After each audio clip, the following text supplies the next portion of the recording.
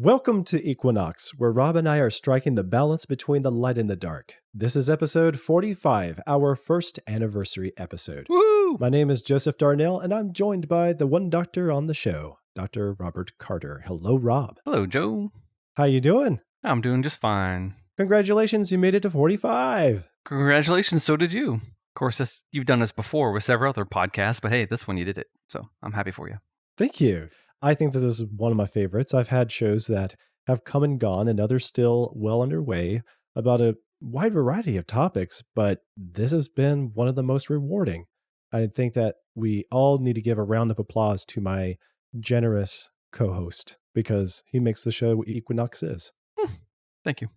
This show would not exist without you, though, Joe. I wanted to take the time this episode, and we've been planning this for a while, to go off the beaten path and actually go a little meta and talk about the show, give you all the behind-the-scenes look at things. Rob, where do you think we should begin? Do you want to back up to episode 1, or should we even go a little bit farther back than that? Let's talk. No, there's so many different aspects of podcasting development, what we've done, what we should have done, what we've learned, how people responded. We can go anywhere we want. Let's go back to you coming to me saying, "Hey, Rob, have you ever podcasted before?" Yeah. How long ago was that? Like a year and a half ago? Yeah, it started in the fall in 2019. It was just a really good idea because you have such a good personality. You're eloquent. I enjoy listening to you. I don't know anybody else who would disagree with that. I probably met you, at least 10 years ago, listening to you give a presentation. And it was, Yeah. And I remember thinking then, wow, that is a really interesting scientist. How old were you 10 years ago? Oh, I was about 15 years old. Yeah, that's what I thought. No. Yeah, I was 25. You were 25 then? Yeah. Okay. All right. Worked at a different place. You were new to me. I don't think you needed to pay attention to me because I was just the man behind the camera. I knew of you before that, though. Uh-oh. I don't know how or when or what, but we travel in similar circles so that we have some overlap. Yeah, that's true. Yeah. But anyway, that's too far back in the weeds. It is. Flashback to where we were in 2019. We were just having a great conversation, and I realized this is what podcasts are made of. Mm-hmm. And Rob, you were great material for a good show. Well, I'm glad. So in other words, you scouted me. Yes. Cool. I was looking for a guy like Rob, and then I found you, and I said, this is the Rob I'm looking for. It's funny. Coolest thing about this show, though, is that we're able to leave what we do all day long for a living, which I love doing, but we don't have to talk about one subject. And we get to branch out and just discuss whatever's on our mind, which is really cool and fun, and it makes it lively and a whole lot more engaging. Yeah. Discussions are where it's at. Whenever we've been at the office and there was a good conversation with some banter going on in the kitchen over lunch breaks, those were the best. I almost felt like we should be able to serialize those and give people a subscription to just listen to the conversation in the lunchroom because that was where it's at. Lita Kosner and I have a running joke about how long it takes one of us to lapse into heresy at the lunchroom table. Yep. And so what I did is we actually were having dinner together, and Rob, I asked all the nice people in my life, hey, have you ever podcasted before? And I think you were the first in 2019 that said no, and you were interested. So we batted around the idea. I said, I've got mics, I've got equipment, I can do the editing. You just got to show up and do the research and share everybody the interesting stories and facts, the details of science subjects that you have to ponder, share them with everybody else so that they can ponder them too. I don't know what the audience thinks, but I think we've got a good formula going. I think you and I play off each other very well. I think we play to each other's strengths very well. And honestly, we haven't had a stilted conversation now in over 40 conversations. No, yeah. It just comes off naturally. We just talk back and forth, and we don't talk over each other too much. And I can't even see you. I have a hard time usually talking to people I can't see. Like if I've done radio interviews, I've done a lot of radio interviews. My best radio interviews have been in the studio. Yeah. Not on the phone. But you and I still have a dynamic that we can, I don't know, I don't feel like you're far away when I'm talking to you. Yeah, it's a funny thing because being over a telephone conversation with someone you know really well, you know what they would look like. You kind of picture them in your mind's eye while you're having the conversation. Yeah. And I feel like that happens when you just know the type of person really well. That's what you need in creative projects is you need to find the kind of people that are familiar to you because they remind you of other people you know and you get along with, so you can hit the ground running when you start a show, and you cannot fumble the ball in conversation for very long before somebody's going to tell you, yeah, you need to cancel the show. Well, they can't cancel our show because we make our own show.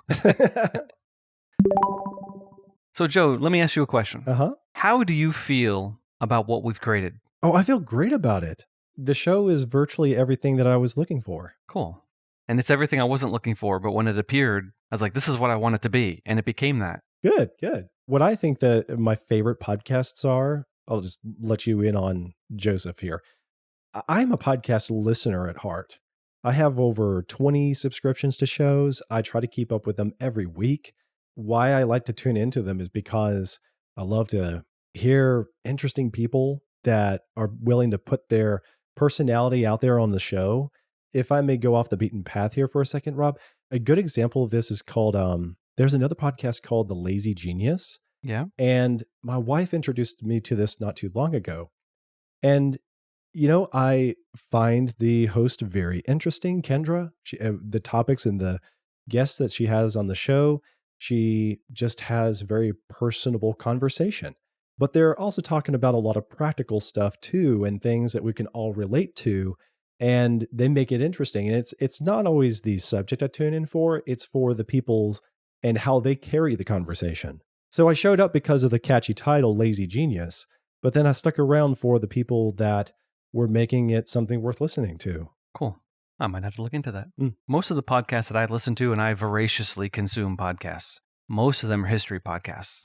So Irish history podcasts, history of England, British history, Dan Carlin's hardcore history, his hardcore history addendum. I dropped a couple of them after listening for a year or more, just because I decided the person wasn't engaging enough, or just that the subject matter wasn't really that good. But those are the ones I listen to all the time. When did you start listening to podcasts? Oh, I don't know, a couple years ago. Okay. I can't even tell you. Yeah. Just one day you turned off the radio and used your phone or something? Yeah. Actually, it was when I got hearing aids and I got Bluetooth in my head. That's when I started listening to podcasts. Cool. And now I don't. Wait a minute. Is that actually how you're listening? You listen to the Bluetooth in your head? Yeah. You would never, because you can't see any earbuds or any headgear on me unless you really pay attention. And I've had people walk up to me, start talking to me. Oh, wait. And I fumble for my phone. I had to push a button. What? Because I didn't know that. I got to get me one of those. Oh, they're great. Love that. Totally in the zone. So anytime I'm traveling, I'll be listening to a podcast or an audiobook, in planes and buses, walking, driving. So when you're listening to those, can you still hear your surroundings, and it's just kind of difficult to hear two people talking, like one person with you in the room and then the people on the podcast at the same time? Or do you have to take the device out of your ear canal? Oh, no. I can turn it off. Okay. So just turning it off and leaving it in, so you can hear past the hearing aid. No, I meant I can turn off the podcast. So then, and then it's just, even so, yeah. Then I hear all the ambient noise. See, I should be able to hear both, but sometimes, a sentence or a section might be louder than you think, or you go from one environment to another and your podcasting is blasting in your ears and you didn't realize it, and someone's talking to you softly, those sorts of things. Yep. The same thing if you had headphones on. Yeah.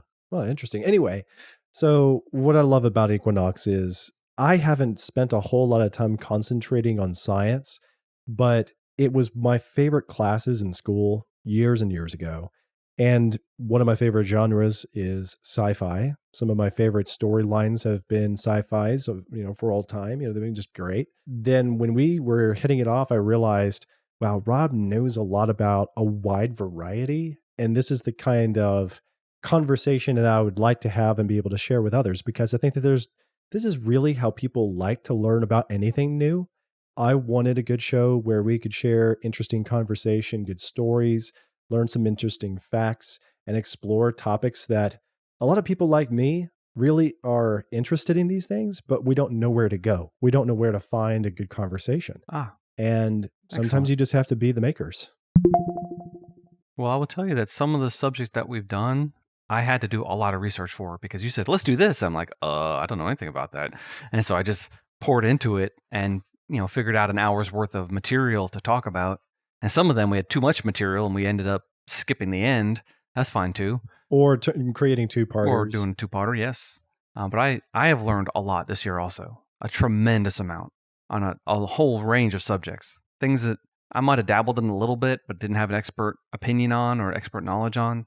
Not that I'm an expert now, but I mean, just having spent that time looking into it, thinking about it, and then talking about it. Because I noticed when I was in college that sitting around my study group with my friends, I usually ended up explaining things to people. And I learned that if I could explain it to somebody, I knew it. And a lot of times they're like, how do you know that? I was like, well, because of this, this, and this, and this, and this. And I'd figure it out as I was explaining how it worked.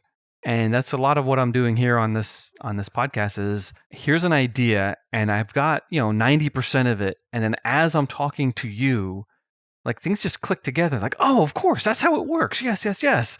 And then I actually learn by talking. I don't know if other people are like that. I am definitely like that. And so I've really appreciated this show because I've gotten to learn so much in talking about it with you. That's a great way to put it. Until you said that, I had forgotten that the first show I did was back in 2011, and it was a movie review show on YouTube. I was YouTubing myself. I was behind the camera and in front of the camera. Wow. And at the organization I worked at, somebody said, you know what we need? We need to do a movie review series, talk about the movies that are like the best of all times, our favorites, and some in theaters now from a Christian worldview. And what we want to do is kind of connect the dots between these apologists and the things that they write about in books about Christian worldview and critique of others, and explore how these themes of faith and values and philosophy come through in movies and television. So I wasn't any scholar in the subject. I was a student of the subject. And so I didn't have the advantage of being one of the experts with a doctorate or anything, but I was rubbing shoulders with those guys, and they just didn't have enough time to write the books and produce a series about the movies. So what they would do is they would write articles for a magazine about a movie from time to time, and they were itching to get more. So I basically brainstormed with them. I took notes down. I learned everything I could. I read books about this kind of analysis of entertainment. And then we dove headlong into, okay, Joseph, you're going to show up every week with new reviews of popular movies. And I had a co-host and he did them as well. And so we would take turns.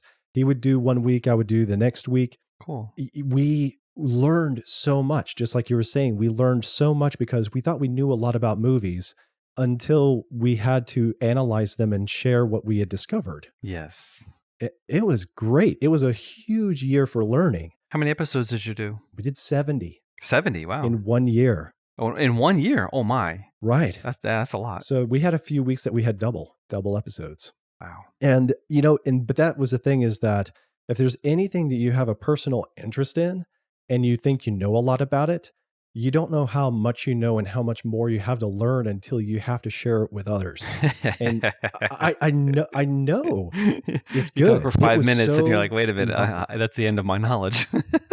Yeah, because I could have been done after episode 10. So, yep, we can relate to that. Yes. Been there, done that. And that's why I have you be the expert on this podcast now. All right. I'd never be able to nail down anything scientific. 2011 was a dark ages of podcasting. It was. I thought it was deep into the history of podcasting by then, because I had started listening to shows in 2008. And some of the guys that were producing shows then were talking about the shows that they had listened to back in 2005. Oh, 2005. That was yesterday, man. Right.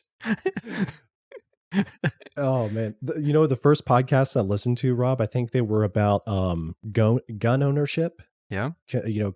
Carrying guns, learning everything there was to know about guns and technology. I think the first I got hooked on was called the Mac Power Users. And that's all about Apple computers. Okay. And Yeah, that was right after the iPhone.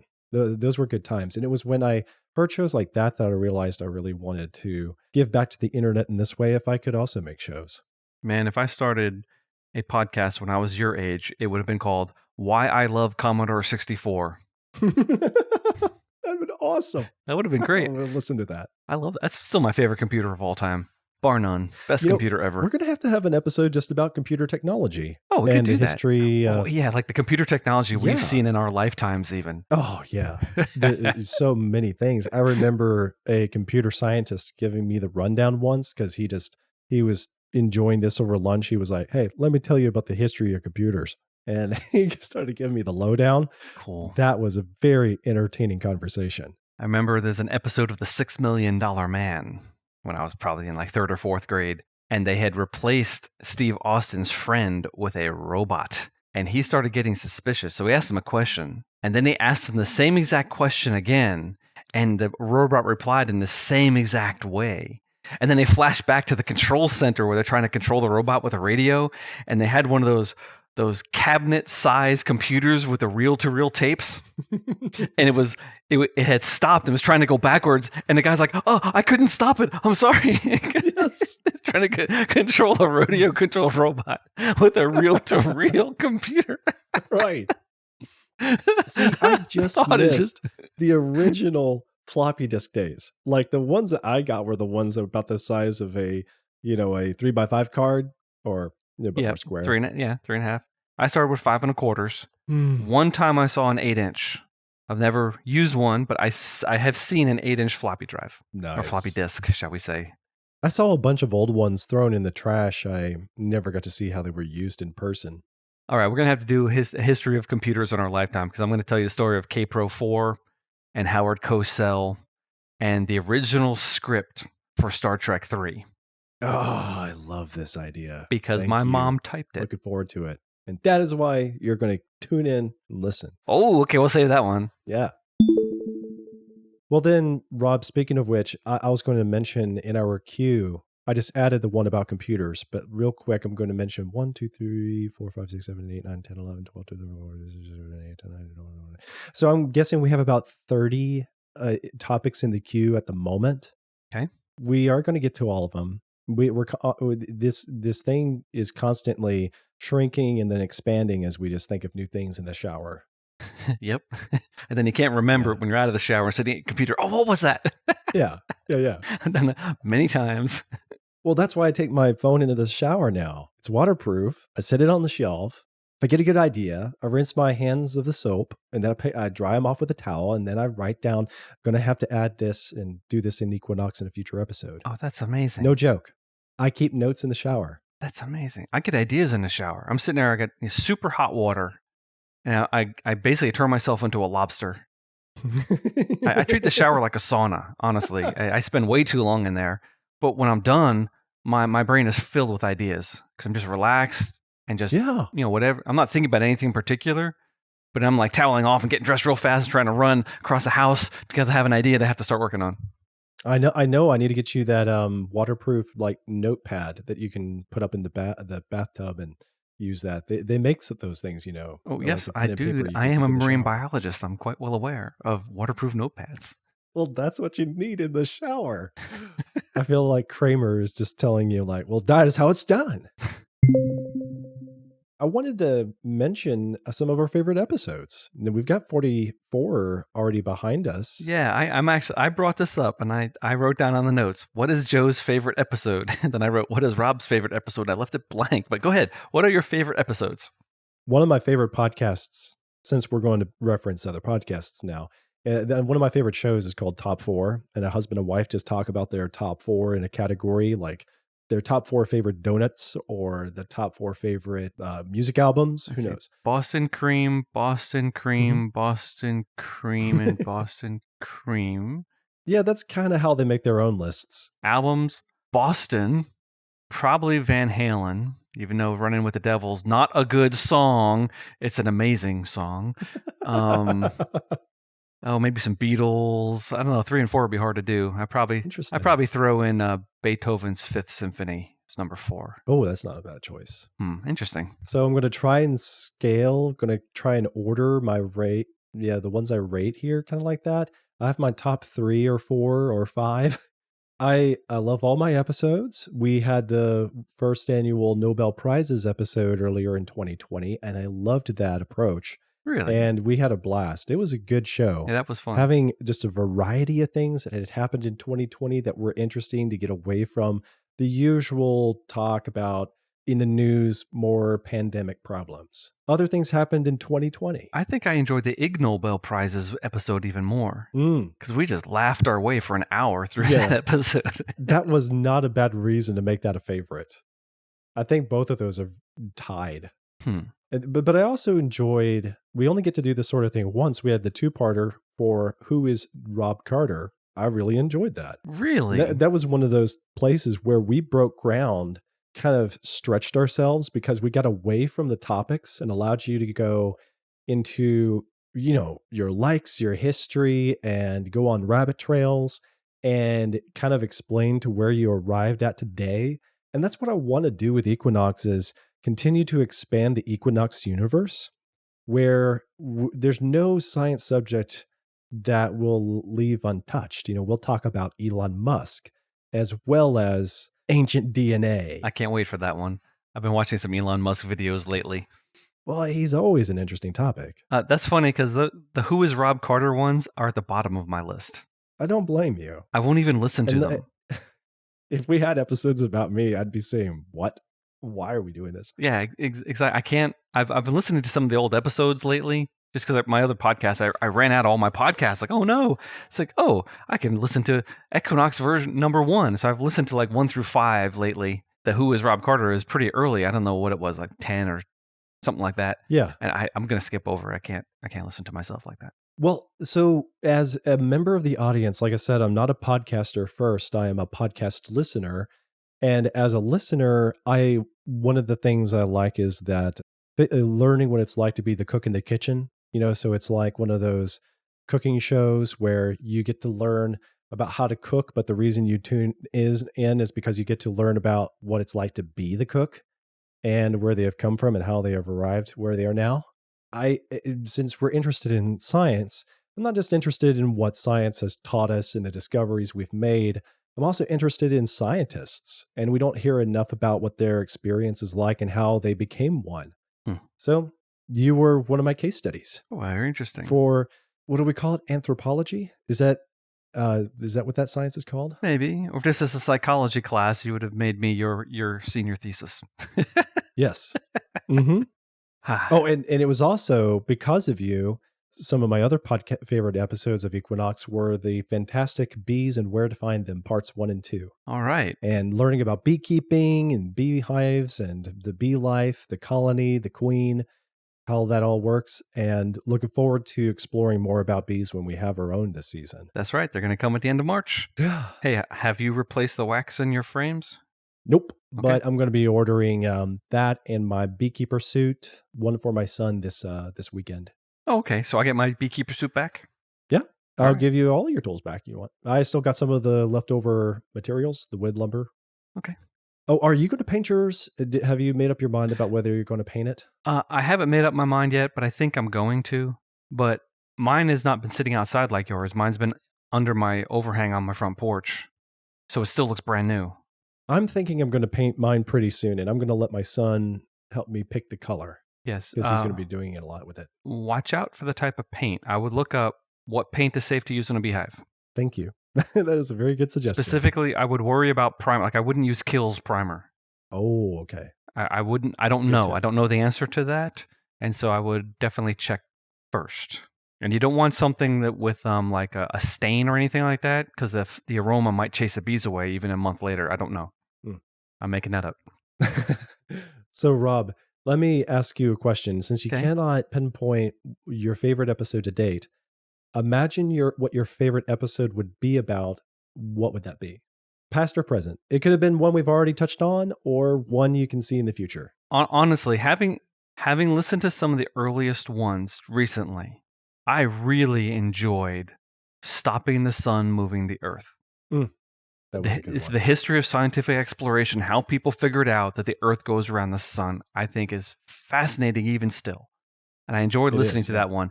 And the one about ancient calendars, the episode 4. That was one that jumped out at me too. I just like that.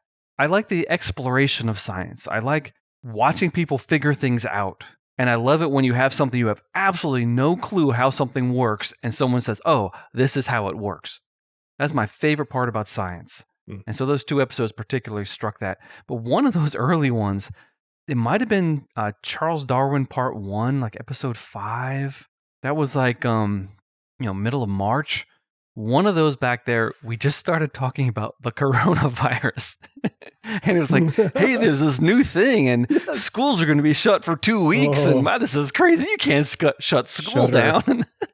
I mean, what did we know a year ago? Oh, man. Wow. The world went crazy. And I remember I filmed a biblical genetics episode around then about the coronavirus. And I made a joke about, I can't imagine that then people are talking about shutting cities down. That's never going to happen. You can't do that in America. Yeah, little did I know, sucker that I was. We've learned a lot about the world in the last 12, 16 months. Yeah, in a lot of different ways. We've been really stretched. It is important to talk about the pandemic, but I'm really grateful that we didn't turn the show into just chronicling the pandemic. And we haven't had just that sort of dark cloud hanging over us throughout all the series, because we want people to come back and start at the beginning of the series and enjoy it if they want to listen to it on a long car ride, or they want to catch up with us and they want to listen to episodes like parts 1 and 2 about bees or Who is Dr. Rob Carter, because we want them to be timeless. And a lot of science subjects are very timely, and we're going to address those as well. And we do touch on the pandemic. We just don't want dark clouds over the podcast. We want this to be a place where people feel like, it seems like the bad stigma about science is that it's boring or it's bad news. And then there are the people who enjoy science and get it, like understand this is stuff to get really excited about. And this is fun. And I honestly, Rob, knowing you, I think that one of the reasons why you've stuck with science your whole life is because you're really psyched about a lot of the stuff you get to research and explore. Yeah. But that's the thing, is that anyone who just wants to enjoy an interesting subject could enjoy a lot of science subjects. They don't have to be a person in the field, but they can certainly have somebody like you to give them the tour, show them around. Yeah, I'm definitely a generalizer and a generalist. It actually almost killed me to finish graduate school because I had to keep focusing on one particular subject. And it's actually a subset of a subset of a subset. Oh, and yeah. I was dying. I didn't care anymore. I don't want to learn about this anymore. I want to go study gravity. Right. I want to learn about electromagnetism. I want to think about how planes fly, or how would you get a rocket to Mars? But oh no, I had to study the genetics of one particular fluorescent protein gene in one particular species of coral in the Caribbean Ocean. Snooze. Well, you just mentioned another good idea for a topic: how to get a rocket to Mars. Hey, great one. Yes. I just actually added one while we're talking. How scientific debates work. Nice. Conspiracy theories, alternate theories, being in the minority. I like it. That's good. There are differences between a minority opinion and a conspiracy theory. And it seems to be very apropos for right now.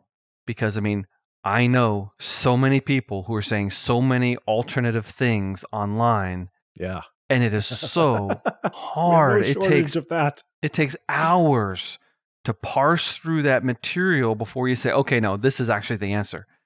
And it's frustrating, and I think everyone's angry. Do you miss the good old days where you could just go to the library and you knew if it was published, it was worth referencing, and you didn't have to worry about fake news and trolls? I don't miss the good old days going to the library, no. The Dewey Decimal System and checking out books. No, man, I love the internet. Don't you just wish you could go back to a time when you would turn into the FM and AM dial and listen to your favorite shows there? What is with podcasts? Who listens to podcasts? Do I miss the FM and AM? Yeah. Where I grew up, we didn't even have television. Now, we had a mast on top of our house. If we pointed it toward New York City, we could get Channel 8 and Channel 11. If we pointed it toward Connecticut, we could get, maybe that was channel, we can get another channel. But 2 of those channels are both ABC. So we could either listen to the New York ABC 7 o'clock news or the Connecticut ABC 7 o'clock news, but all the shows were the same. That is so good. Which was your favorite? I like listening to the Connecticut one better. I don't know why. Oh, okay. I didn't live in Connecticut. I lived in New York. We were far out on Long Island, and cable had not yet arrived. I remember when cable arrived. it was like, whoa, what's that? And some people were calling it black box. We have black box. What? And then they kind of standardized the cable. Yeah. But I was in high school when cable arrived. Oh, I interesting. was probably in 10th grade, maybe 11th. Yeah. Yeah. Crazy. Yeah. We grew up with cable, but we weren't the cool people who had cable. We only got cable when our grandfather moved in with us and had to have all the different news channels. And then we got cable. Interesting. So, the most popular episodes of Equinox to date for the listeners, all of you good people listening to the show. Oh, I've been wanting to. Okay, I want to know this. What are they? Coming in at third place is The Greatest Effect Ever. Oh, that was just a couple months ago. Yeah. Okay. Well, I mean, everything happened just a couple of months ago. But y'all seem to like that subject. So, awesome. If you are new to the show, you need to check that out. Do you remember what the greatest effect ever was? Yes. Tell us about it, Rob. You gonna get me on the spot.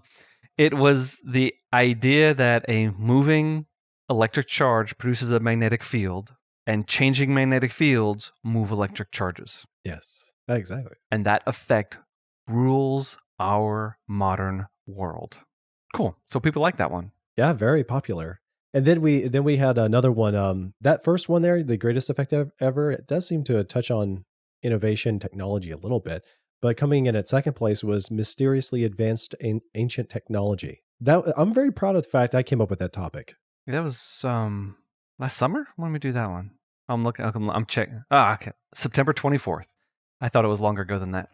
Not Why Things Rot. I liked Why Things Rot. Actually, now that I think about it, that was one of my favorites. Why Things Rot was a great episode. That was an interesting subject. You don't get that from any old podcast you ever listen to. They're usually talking about how to preserve things. All right. So what was number one? First place was very recent, which is a good sign. We are creeping up in listenership. So Okay. it was How to Grow Coral. Well, that was like 2 episodes ago. Yeah, it's gotten the most listens to date.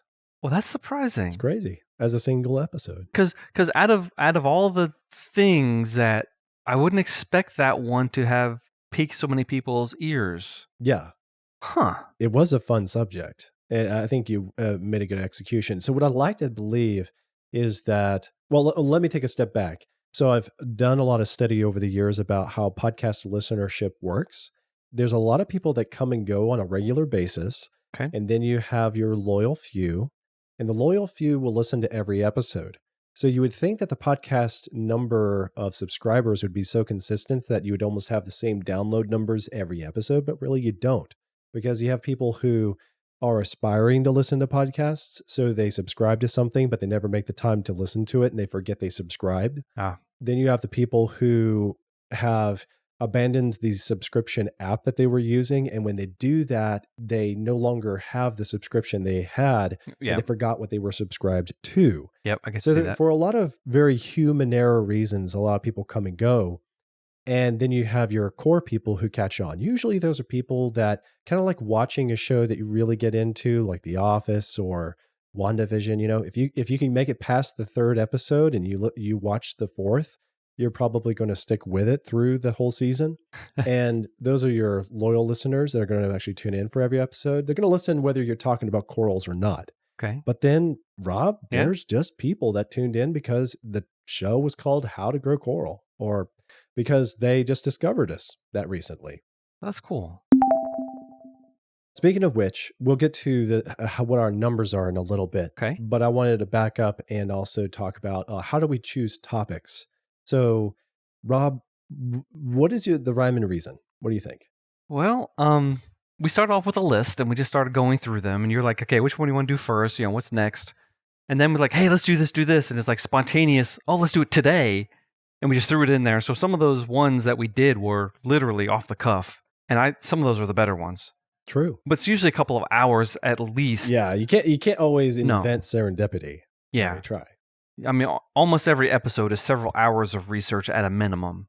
Just because you gotta, look up a date and you have to look up a website and you have to see what other people are saying to make sure that you remember things correctly. And on that note, I never want you to pick a topic of the week that you're just not feeling. You know, I never want you to feel pressured that you got to do this because, you Yeah. know, this is at the top of our queue or something. And I don't think you feel that pressure. No, not at And all. so I really want you to be, you know, excited and making jazz about the topic of the week.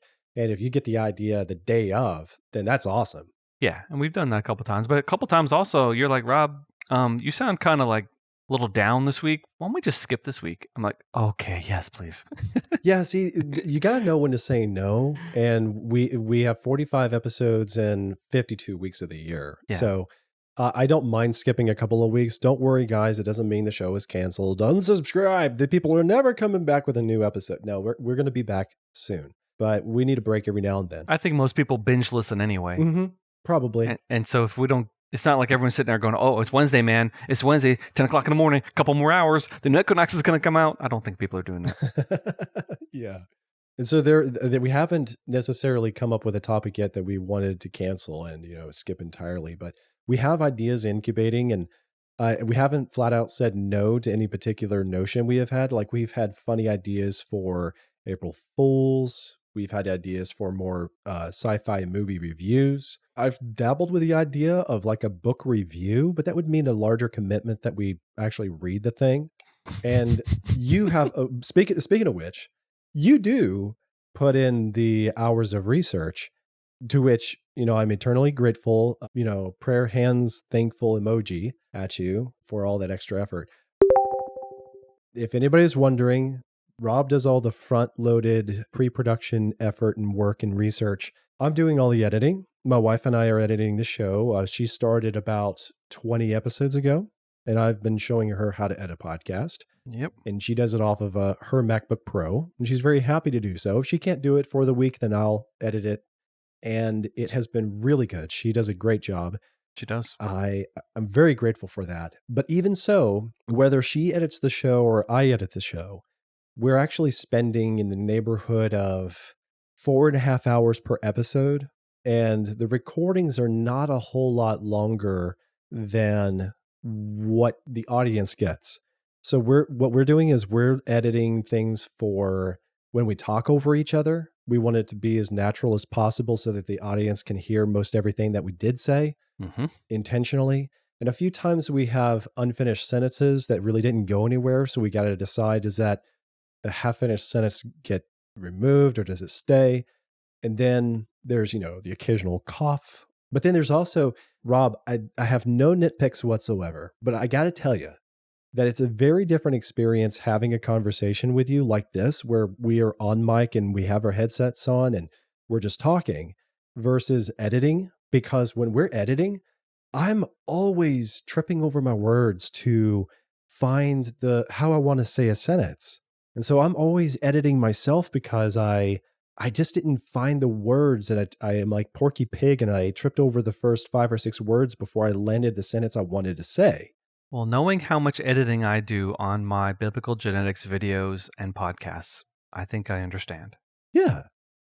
Now in your case, you're eloquent, but what you do is you pause. Are you kidding me? So many pauses. You pause for every. I hate my pauses. They drive me bonkers. I love but it. I can't. It's like I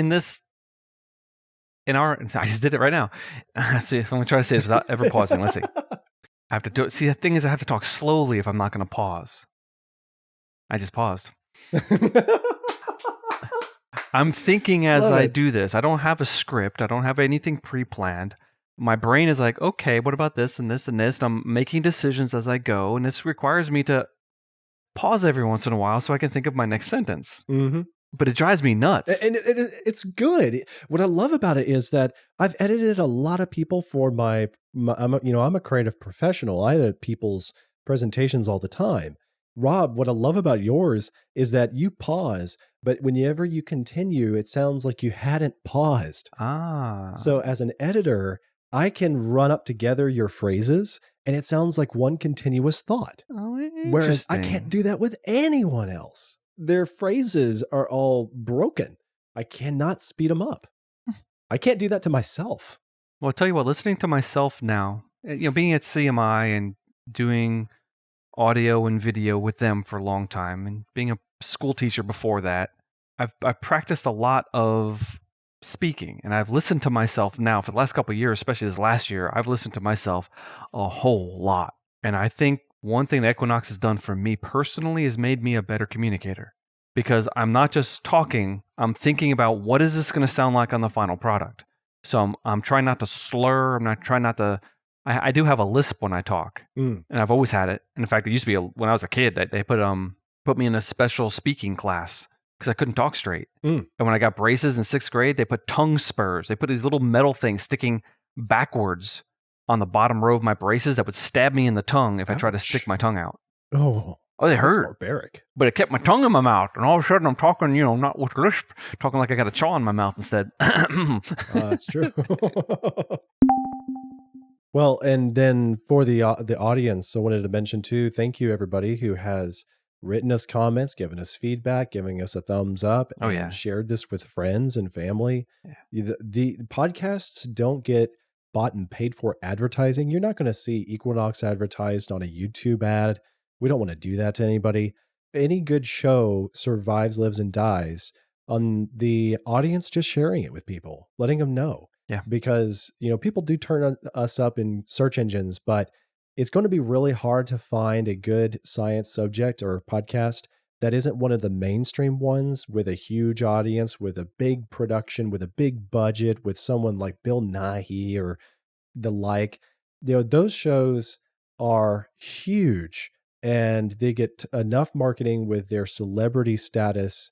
And then I honestly don't listen to many of those kinds of shows. It doesn't matter what the subject, because I don't know, maybe I'm just a little bit more choosy, but I like everyday people who me too. also happen to have interesting jobs and they're enthusiasts about interesting topics. I'd much rather hear from a enthusiast about technology who just has a small blog and develops an app and cares about his computer than hear from a corporate big shot.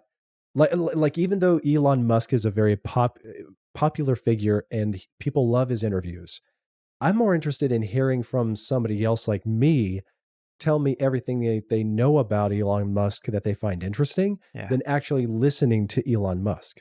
If you looked at my social media feed or my friends lists on MeWe, Parler, Facebook, and Gab, you will not see any famous people. Yeah. In fact, on Parler for when I first started, I started getting to Parler. Oh yeah, this person. But I realized that I wasn't hearing from any of my friends. I was just hearing from these famous people. I didn't want to hear these famous people, and so I unparlered all of them.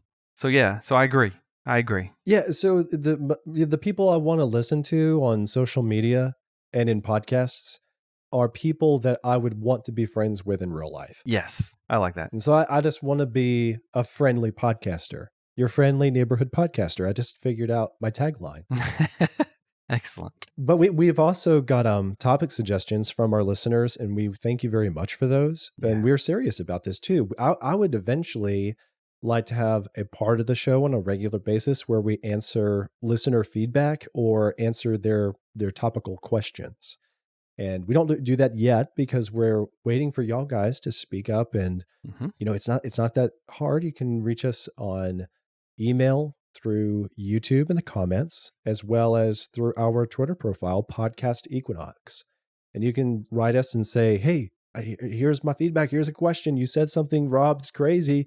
Joseph in the editing must have taken out the part where you explained yourself by accident. Now I have questions. So Rob, can you explain yourself? I want that to happen. And so anytime y'all have thoughts, pass them along to us. We really want to hear from you, and we'll be happy to share them and discuss them on the show. If you had something so personal you didn't want us to share on the show, well, please write us and let us know. We'll be discreet. We won't put it on the show, but we'd still be happy to hear from you and answer you in a personal way. Yeah.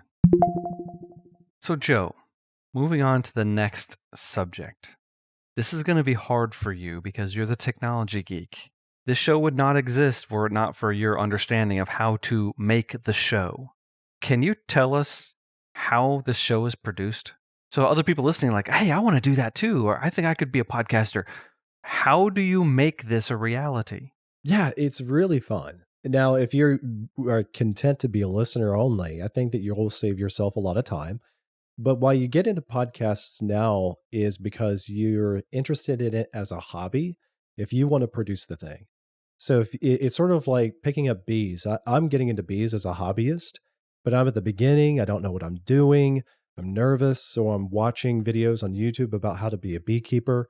So if you want to get into podcasting, you would need to do the same kind of thing. Listen to podcasters who talk about what it's like to be a podcaster, share their things on YouTube, or there's whole podcasts dedicated to how to become a producer. No, but I was really talking about how does it, how do we record this? Yes. What is it loaded onto? What software is used and how's it hosted? And, how does it go from you and I talking to the ear of the listener? Okay, that is a really good question. The answer is it always depends on what tools you want to use. What I like to use, this has just been my preference, is I like to use Google Docs is where we just put together the outlines. We have a few docs where we continually go in there and add new to a topical queue, Yeah. and then we share that and we can edit it as need be. And we make a new doc for every episode. We want to have a new outline. Rob usually creates the original outline, and then we'll work on things like the show description and links related to the topics discussed together after we've recorded the show. Thank you very much for your help on that, Rob. No, you're welcome. But you told me to do it, so just follow directions. Well, I just had a little bit of experience on you in that category. All right, so how do we record this thing? What you need to do is you need to look into something like recording calls with Zoom. That's a popular route. But the sound quality is often terrible. It could be. I have seen that Zoom has gotten better for audio quality in more recent times. You can get a local copy of your audio through Zoom. Yes. And if you know what you're doing, you'll be just fine. Okay.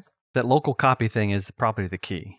Mm-hmm. So we're doing that too, aren't we? What are we using to make a local copy? I mean, you're recording on Zencaster. That's right. So we have two copies. We are doing the conversation through a podcasting website called Zencaster.com.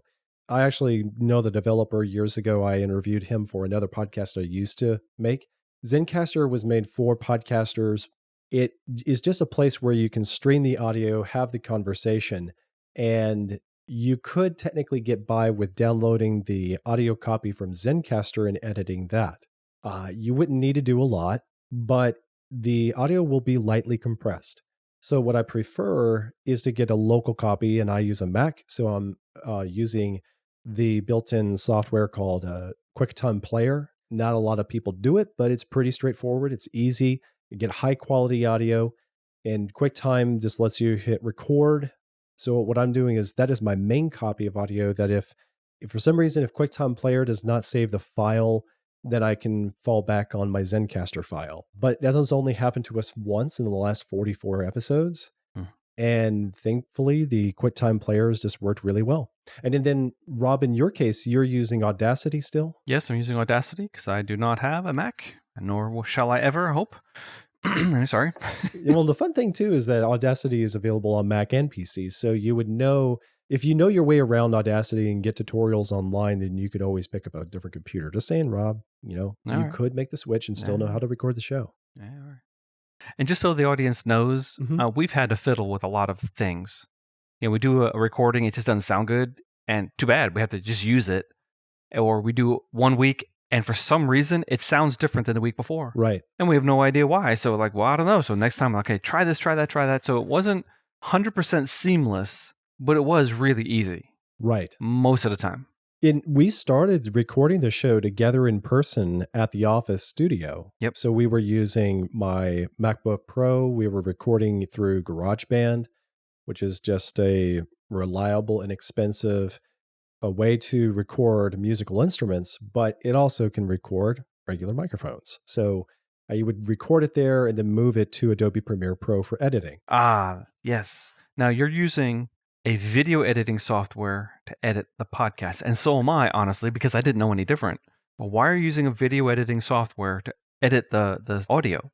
I do like using professional audio applications as well for things like enhancing the audio quality and getting rid of background noise, but they're not very great for keyboard shortcuts for editing and cutting and removing and rearranging the clips so that we're not talking over each other.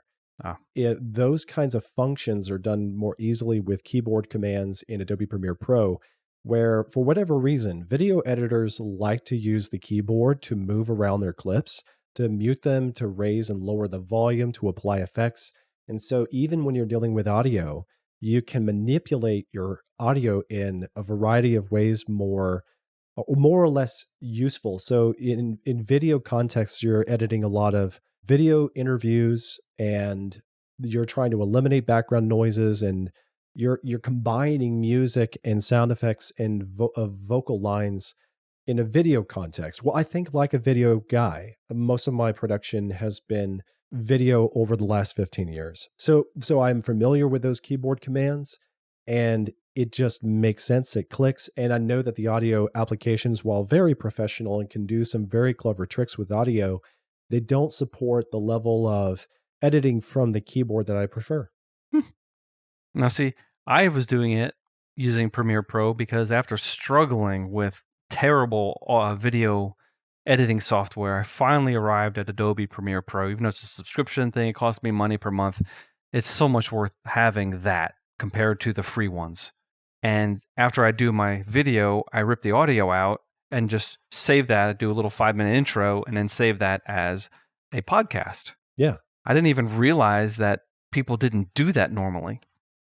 We were using GarageBand at the beginning. I've always used Premiere Pro for editing, but then we were recording in the studio. Later, when we had to quarantine and things like that, we temporarily met together at my house and we recorded a few shows here. Then we preferred to do it where we could just record from separate houses. And then we were using Zencaster. So ever since, we've actually been recording separately. And that goes back to the problem you were talking about where you're much more comfortable seeing me in the conversation. And I get that. And you're not wrong. I'm looking forward to the day when we can record these together in the same space again. Fair enough. But we don't have to anymore. That's true. Yeah. Then again, we will go back to the office someday. Someday. I don't know how I feel about that. I do like working remotely. I like working from home. I was going absolutely bonkers this spring, this summer specifically. By the time fall came around, I was like, I just kind of got used to the new groove. And, I get up, I work for a couple hours, and I stop and eat breakfast and take a shower, and I work some more. And yeah, I just kind of like this pace. But anyway, it will happen again. We'll have to go back to the office. Joe, this is our 1-year anniversary. Where do we go from here? And not just that, but what can someone else who's starting in the podcasting world expect? I mean, are they going to rocket to the top and be like a millionaire and everyone's going to love them? Or are they going to just kind of like wander around in the shadows and have 5 listeners? What's the normal expectation and what can we expect if we keep on pursuing this? So to answer the second question, even the more popular YouTubers started 10 or years ago or more. And if you listen to their stories, they're very humbling because someone like one of the more popular celebrity YouTubers in technology is Marcus Brownlee. And his videos are very entertaining. And years ago, when he got started, he put out his first 100 videos and he didn't have 100 subscribers. Oh, that makes me feel so much better. Yeah. But nowadays he's got millions. I will tell you, I cannot count how many times I wanted to quit doing biblical genetics last year. Yeah, I get it. And because when you're putting out so much and you have a very low viewership, it doesn't feel like it's ever going to make it. No. Christmas happened and all the holidays, and I haven't started up again. I know what I'm going to do, but I'm pretending I'm working on my studio, which I am working on my studio, and now I'm almost but I could be doing videos. I could be going to some place outside like I used to do, but I don't have the chutzpah to do it. Once I get going, I'm going to go. Yeah. But I know it's going to be, a day of filming, at least a day of editing. I mean, probably, 16 hours per episode. And I need to cut that down because it's killing me. Yeah. And I should have gotten a job delivering pizzas. I would have made a lot more money. Yeah.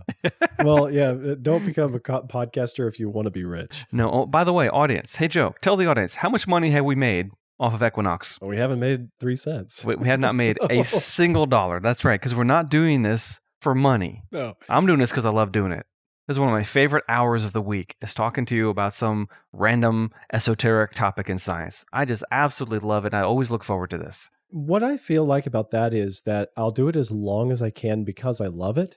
And the sooner that it can support itself financially, the more, if it can sustain itself, then I won't be looking for so much security in all the other areas of my life. Like, I really shouldn't be doing this. I'd be moonlighting, working on some graphic design projects or voiceover work. Yep. I'm having the same thoughts. And I really want to be doing something like Equinox. If we get to the day when we are patron supported or we are supported with sponsors, I would really love that for this and my other podcasts. Yeah. I'm in it for the long term. It's sort of like the determination that I'm going to exercise, and I'm going to be a guy who exercises. Whether or not I see a huge substantial physical improvements in 2020, but I'm going to exercise.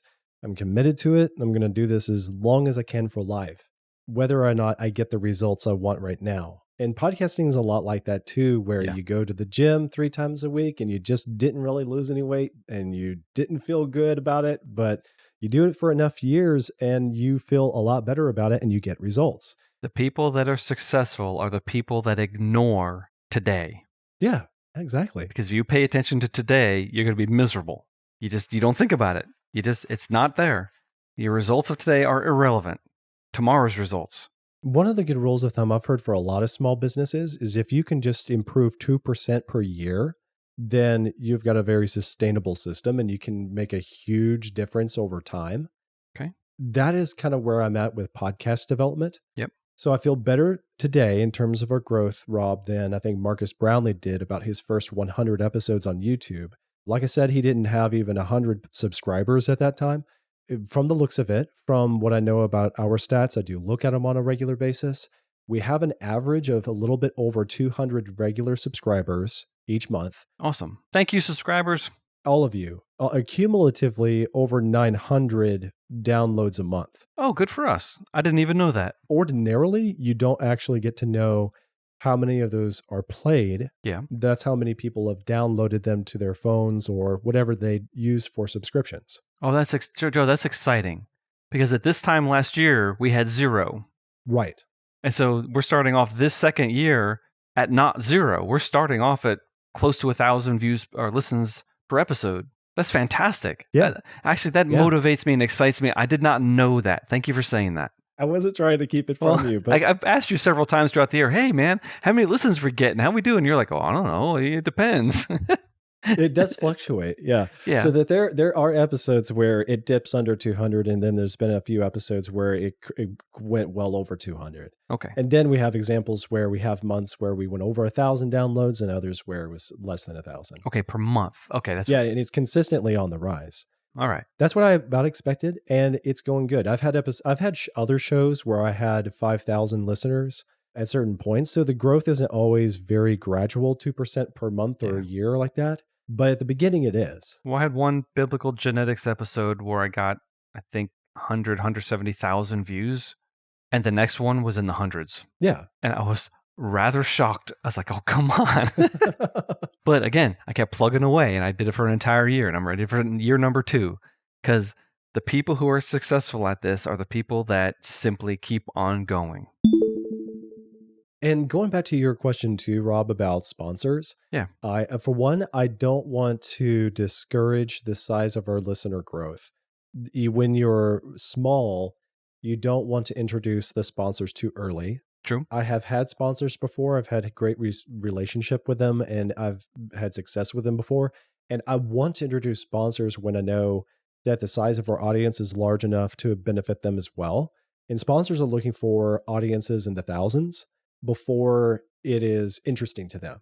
I'm not looking to make a ton of money off of this, your listenership. If we were, we would have been talking differently the last year. Exactly. We would have been talking. The first episode, you said, sponsors, get right on this. But it was kind of a joke. It was. Yeah. And we have not talked about any of that for any episode ever since, because that's not our goal here. Yeah. Our goal is to enjoy science, enjoy God, enjoy being Christians in the world of science, just to dig in and have fun. So if we get to the day that we're large enough for sponsors, then that would be exciting, because I would love to be able to do, well, imagine a time, Rob, when life gets back to the point that people get out of their houses and socialize face to face again. Because Lord willing, what I would really like to do is I'd like to have a day may come where Equinox was large enough in scale that we could actually have a live event with a live audience. I never even thought of that. Because that is exciting and that is what I want. I want enough listeners that we can go someplace where they can get together with us and we can have a live show. Like an Irish pub or something like that. I wouldn't say no. They have happened. We would pack the place. We got 200 listeners now. I don't know if I can get 200 listeners to all meet in one place, but someday we might be able to do something like that. All right. That's what I really want from this sort of thing. So besides man hours, which is probably between me and you and your wife, 5 to 10 hours per episode, what does it cost for us to do this? NightOwl.com is yours, so we don't have to pay a website to host it, but you pay hosting fees or something for that, right? Right. We spend about $20 a month. Besides that, it's just our time. Okay. So after all the equipment, now someone else though, they won't have their own hosting. See, I spend about $30 a month for my website for maintenance and hosting, and then I load all my my podcasts on the website, and I pay Blueberry.com to grab them and distribute them. So it costs me more for my. But then again, I've also have the Adobe Premiere subscription, a few other things. I bet it costs me $100 a month maximum for my YouTube show and my podcast. We do have an advantage with Equinox that my good friend and friend of the show, TJ Draper, is a web developer. He built the website. I designed it a few years ago, and it works just the way we like it. And he understands all of the web development aspects for forwards and backwards. So anytime he needs to go in there and whip it into shape or make an upgrade, he knows exactly what he needs and he does it himself. And so he's able to keep the costs low. Cool. How do we encourage other people? What's a good phrase or catchphrase or summary of what we're doing? I just want to help people by shedding light on the bright side of the universe. Contrast it. Oh, I like that. We want to bring science down to earth, help spark a lot more creativity and discussions. Cool. This is the kind of thing where you can still go back and listen to the episode about Isaac Newton anytime that you need a refresher. It's still going to be worth our while. And we just spent this entire episode interspersed in there, but really what I've been trying to drive out this whole episode is trying to encourage other people, specifically other Christians, Christian or not, young people, old people, encouraging other people to make their own content, because the modern world is content driven. And we are, laboring under too much content, but mainly that's because there's too much lousy content. Exactly. We need good, high quality, good concepts, good ideas, good presentation to encourage people and to educate people. And so anytime any of our listeners are interested in exploring the possibility of whether they want to make their own YouTube content or work on their websites, or if you are entertaining the idea of doing a podcast, feel free to reach out to us. We'd be glad to talk about those things, as well as introduce potential science subjects for us to talk about on Equinox. Boom. Thank you, everybody, for joining us on this quest and the last 44. And if you found this episode interesting in any way, consider sharing it with a friend or a family member.